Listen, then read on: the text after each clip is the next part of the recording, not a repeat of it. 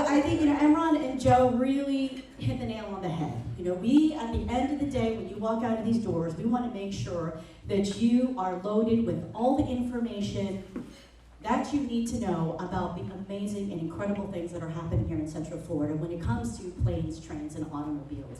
This is the information that people will be looking for because they want to make sure that they're investing their money and in a place where they know they're going to be able to move people around. State aviation fuel tax, and then we have some federal grants that are funded out of a aviation tax that goes on the tickets. We don't get a lot of that because it's highly competitive, but we do use that to supplement. Most of our capital money comes from debt, issuing bonds, using our airport revenues as a source of security, and there's another charge, a passenger facility charge, which you probably heard about, the $4.50 that goes on.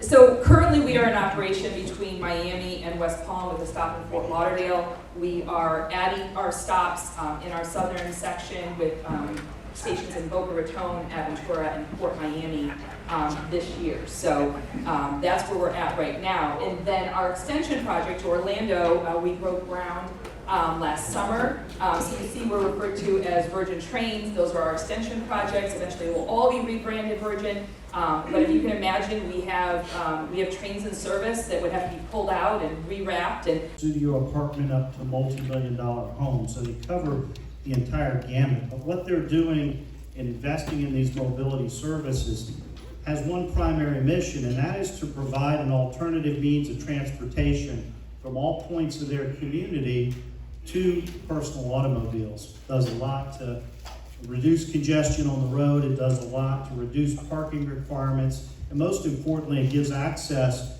to the entire community to the various services across this entire property. Precise, and so the tracks that you have now in and out of the airport are going to be basically very consistent, very precise.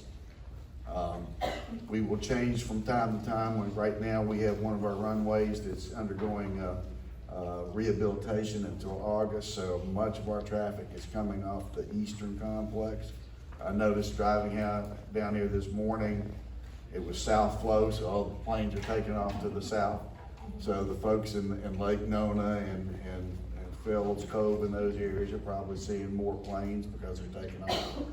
But the fact is, we're getting more and more activity. The noise itself is not so much an issue, but there are concerns. So, I mean, we have